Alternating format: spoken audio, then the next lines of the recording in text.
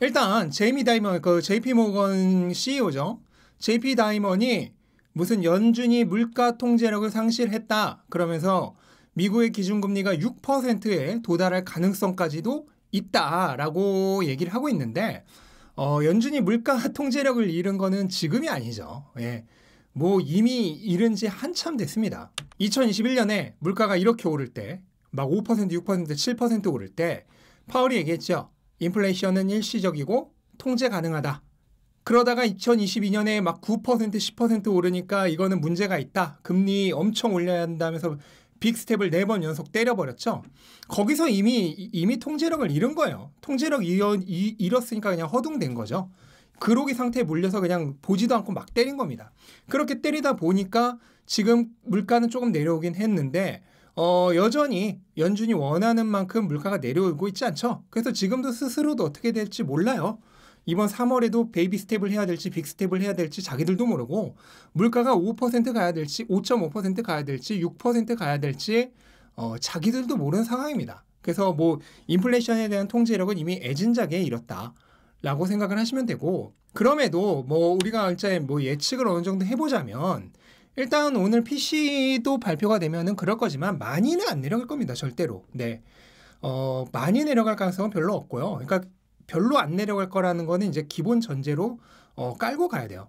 그래서 일단은 물가는 지금 내려오기 쉽지 않고 그에 따라서 금리가 지금 뭐 몇 %까지 오를지 언제까지 지속될지 모르는데 근데 그렇다고 해서 지금 그 꼭 나쁜 거냐라고만 볼 수 없는 게 지금 하나 우리가 또 간과하고 있는 게 있는데 지금 2023년이 우리가 두려웠던 이유 중에 하나가 경기 침체에 대한 두려움이 굉장히 컸었던 거잖아요. 그런데 지금 뭐 경착륙이냐 연착륙이냐를 떠나서 아예 착륙이 없을 거다. 그러니까 노착륙, 경기 침체 자체가 없을 거라는 얘기도 지금 이제 스물스물 나오고 있어요.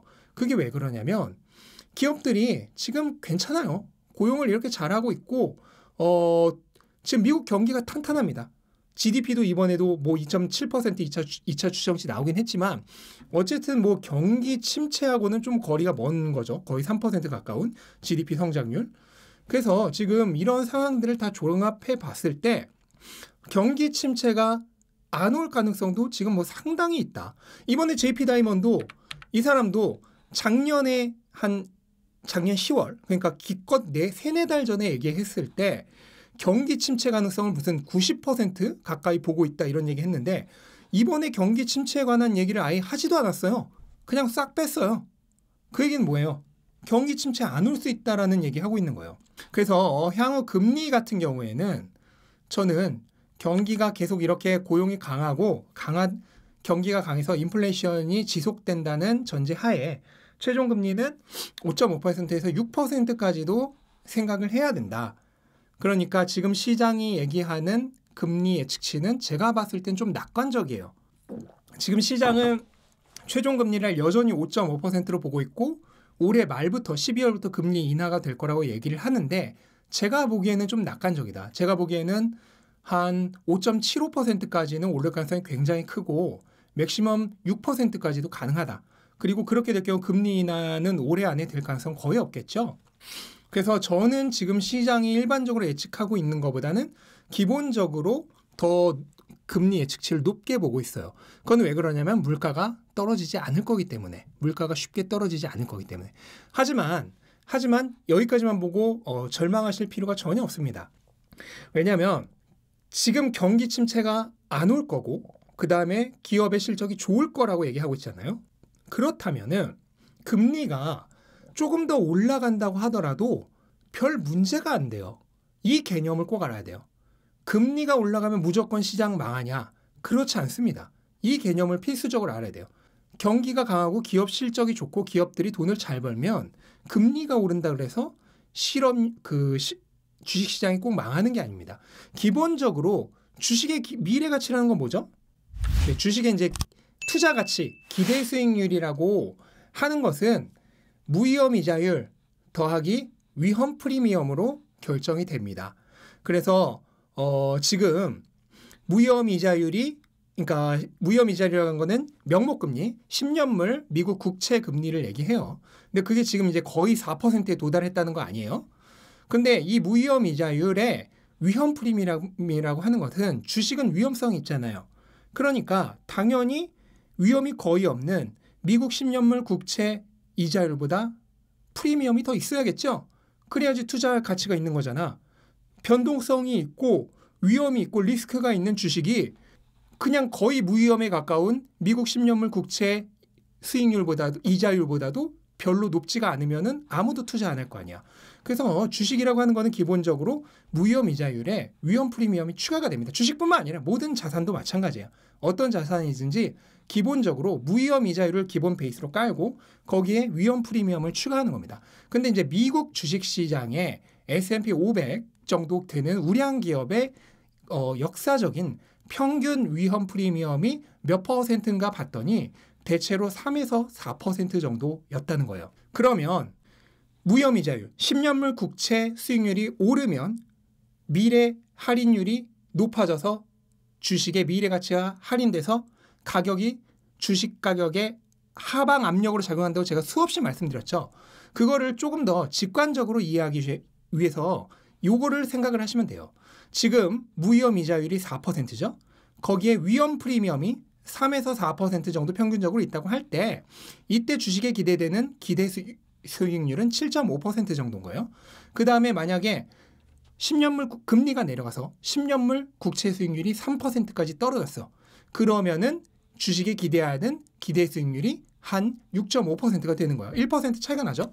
그러면 주식에 기대하는 기대 수익률이 6.5%일 때랑 7.5%일 때랑 어떤 차이가 날까요? 자, 이게 주식의 기대 수익률의 변화입니다.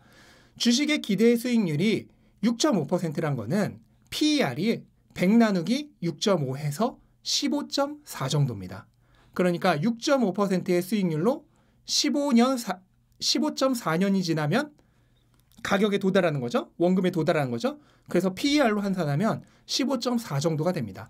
그 다음에 기대 수익률이 7.5%로 올라가면은 PER이 100 나누기 7.5 해서 13.3년, 13.3으로 PER이 내려갑니다.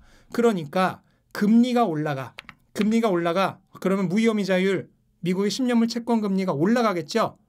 그러면 금리가 올라가면 요구 수익률이 기대 수익률이 높아지면서 기대 수익률이 증가하면서 PER이 감소합니다. PER이 감소하면 수익이 그대로라는 전제하에 뭐가 무조건 하락하나요? 주가가 하락해야죠. 예를 들어 볼게요. 주당 순이익이 10달러인 주식이 있어요. 그리고 얘가 주가가 지금 현재 150달러예요. 그러면 PER은 15죠. 그런데 적정 PER이 15.4인 경우, 적정 PER이 15.4인 경우에는 이 주식의 주가는 지금 150달러는 오케이죠. 문제 없는 거죠. 그런데 요구 수익률이 증가하면서, 그러니까 금리가 올라가서 채권 수익률이 증가하면서 무위험 이자율이 증가하면서 요구 수익률이 7.5% 오르면 PER이 13.3으로 낮아졌죠? 그러면 EPS가 똑같이 10달러에 주가가 그대로 150달러면 PER이 15잖아? 근데 적정 PER은 13.3이어야지. 그러니까 지금 PER 15인 것은 고평가죠. 그러면 주가가 20달러 정도 하락해서 130달러가 돼야지 PER이 13이 되면서 적정 PER에 수렴하겠죠. 주가가 하락해야 합니다. 그런데 만약에 이 상황을 해결하려면 어떻게 해야 될까요? 이 상황을 해결하는 첫 번째 방법은 가장 쉽습니다. 금리가 내려가면 돼요. 금리가 내려가면서 무위험 이자율이 내려가면 요구 수익률이 줄어들죠. 그러면서 PER이 증가합니다. 그러니까 첫 번째로는 금리가 내려가면 간단히 해결돼요. 근데 지금 우리는 금리가 높아진다고 하는 상황이잖아요. 근데 금리가 높아진다고 해서 무조건 주가가 내려가는 게 아니에요. 또 한 가지 중요한 요소가 있습니다. 뭐죠? EPS. EPS가 10달러이고 주가가 150달러에서 PER이 15인데 적정 PER이 13.3이면은 지금 고평가죠. 주가가 내려가야죠. 하지만 EPS가 올랐어. EPS가 10달러였는데 기업이 돈을 잘 벌어. 경기 침체가 없어. 수입이 좋아. 그래서 EPS가 올랐어. 12달러로 오르면 주가가 똑같이 150달러여도 PER은 12.5로 내려갑니다. 그쵸? 150 나누기 12, 12.5로 내려가요. 그러면 적정 PER이 13.3인데 지금 PER이 12.5밖에 안 되니까 오히려 저평가가 돼버린 거죠. 그래서 EPS가 오를 경우 다른 게 그대로여도 고평가가 저평가로 바뀝니다. 꼭 반드시 금리가 낮아져야만 하는 건 아니에요. 금리 그대로여도 상관없어요. EPS가 증가하면 고평가가 저평가가 됩니다. 이 개념이 이해가 되세요? 그러니까 지금 금리가 뭐 5.5%는 기본으로 깔고 거기에 더 올라간다, 6%다 라고 두려움을 많이 가지시는데 지금 한 가지 관가하면 안 되는 게 지금 연착륙을 넘어서 노착륙 얘기까지 나오고 있다. 지금 경기가 너무 좋아서 경기 침체가 없을 가능성이 있고 그 경우 기업들의 실적이 예상보다 훨씬 좋아질 수 있다. 그렇게 되면 EPS가 증가하면서 금리 인상으로 인한 손해를, 주가 하락 요인을 상쇄시키겠죠. 이게 실제로 예가 많습니다. 우리는 지금 2019년 이후에 시장을 들어오신 분들은 금리 인상하면 주가 하락이라고 지금 약간 잘못된 생각을 하실 수가 있는데 금리로만 결정되는 게 아니에요. 금리로만 결정되는 게 아니라 앞에서 말씀드렸던 대로 금리와 주가는 무위험 이자율과 위험 프리미엄의 상관관계로 형성이 됩니다. EPS가 오르면 금리가 올라도 오히려 고평가가 저평가가 될 수가 있다. 금리로만 결정되는 게 아니다. 그래서 실제로 2015년부터 18년까지 금리가 계속 올랐죠. 계속 오른 동안 주가는 어떻게 됩니까? 계속 올랐죠. 2018년 말 돼서 떨어진 거는 물론 금리의 영향도 있겠지만 결정적인 거는 이때 뭐였죠? 2018년 말. 이건 미중 무역전쟁이에요. 미중 무역전쟁 영향으로 떨어진 거지. 어쩌면 미중 무역전쟁 없었으면 계속 올랐을 수도 있습니다. 그러니까 2018년에 이미 금리가 오른 동안 주가가 오른 케이스가 바로 몇 년 전에 있었어요. 그 과거에도 비슷한 케이스는 많습니다. 지금 보시면 2000년대에도 닷컴 버블 전에도 금리가 오른 동안 주가 올랐죠. 그 다음에 2005년 이후에도 금리 오른 동안 주가 올랐죠. 그 다음에 여기서 2018년에도 금리 오른 동안 주가 올랐죠. 그러니까 오히려 과거 케이스만 보면 금리가 오르는 동안 주가가 더 오른 경우가 많아요. 그럼 왜 그럴까요? 왜 금리가 오르는데 주가는 더 올랐을까요? 2019년 이후로 들어오신 분들은 금리가 오르면 2022년만 경험해 보셨을 테니까 주가가 무조건 하락한다고 착각할 가능성이 있는데 과거 사례는 오히려 금리가 오른 동안 주가가 올랐습니다. 왜 그렇다? 금리가 오르는 경우는 왜 오르나요? 너무나 호황기라서. 그래서 금리를 올리는 거죠. 그러니까 경기가 좋아서 기업들의 EPS가 증가하니까 그 금리 오르는 거를 상쇄할 정도로 기업 실적이 좋았던 겁니다. 그래서 고평가가 아니라 금리가 오른 상황에도 오히려 저평가가 된 거예요. 그러면서 주가가 오른 겁니다. 그래서 지금 2023년에도 금리가 뭐 5.5%, 5.75%, 6% 어디까지 갈지는 모르지만 생각 외로 경기가 경착륙을 무서워했는데 연착륙을 넘어서 노착륙으로 가버리면 그거를 모두 상쇄하면서 주가가 생각보다 더 좋을 수도 있어요. 그렇기 때문에 너무 비관적으로만 생각하실 필요는 없습니다. 그리고 지금 일단 기본적으로도 알아두셔야 할 것이 제가 계속 말씀드렸지만 인플레이션은 안 내려가요. 내려가기 쉽지 않습니다. 향후 고물가는 필수라고 제가 계속 말씀드렸죠. 연준 2%는 거의 이거는 달성 불가능해요. 3% 정도면 모를까 2%는 거의 달성 불가능이고 그래서 목표 그 인플레이션도 분명 언젠가 올릴 거예요. 언제가 될지 모르지만 이미 여기저기서 얘기가 나오고 있죠. 따라서 앞으로의 시대는 인플레이션 환경이 더 가속화되는 고물가 시대라는 걸 기본적으로 깔고 가야 됩니다.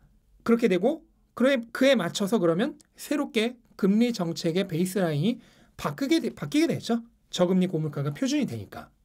그리고 높아진 인플레이션만큼 자산 가격은 더 빠르게 상승할 것이다. 그래서 뭐다? 네, 돈의 규칙을 바로 알자. 그걸 아는 자는 이렇게 되는 거고요. 모르는 자는 이렇게 되는 겁니다. 이건 진짜 웃자고 하는 얘기 아니고 정말 그렇게 됩니다. 2022년만 경험하셨던 분들은 지금 이게 안 믿겨지실 거예요. 왜냐하면 2022년에 워낙 엄청났던 수십 년 만에 달러의 상승을 보셨기 때문에 이게 안 믿기시겠지만 과거 기나긴 사례를 봤던 사람들은 2022년이 완전 특수 케이스란 거를 충분히 이해할 수 있어요. 그래서 이렇게 되는 게 너무 당연하다는 거를 쉽게 알 수 있습니다. 그리고 인플레이션은 향후 내려오기 정말 힘들다. 왜? 왜? 고용이 구조적으로 고치기 어렵다. 중국이 소비가 많아지고 경제가 커지면서 생산이 더 이상 싸지 않다. 에너지를 2035년 얼마 전에 유럽에서 또 내연기관차 2035년 이후 신차 금지했죠. 아직은 가격이 비싼 재생에너지로 강제로 전환하면서 에너지 비용이 상승한다. 이거 금리 올린다고 해결되는 문제 아닙니다. 그래서 목표 물가 달성은 요원하고 인플레이션은 앞으로 기본적으로 인플레이션 한 환경입니다. 그래서 돈규를 알아야 한다. 돈규 뭐죠? 보존의 규칙, 분류의 규칙, 전환의 규칙, 증폭의 규칙, 관리의 규칙 이 5가지를 알면 됩니다. 그래서 주변에 모르시는 분들 계시면은 이 5가지 이 돈규를 꼭 알려주세요. 네, 그분들의 정말 삶을 바꿔주시는 겁니다. 이런 개념이 있다는 것조차 모르시는 분들이 많아요. 근데 그분들에게 알려주시면은 그분들의 삶을 바꿔줄 수 있습니다. 네, 김진님 나만 알고 싶어요 했는데 그러시면 안 됩니다. 주변 분들한테 다 알려주셔야 돼요.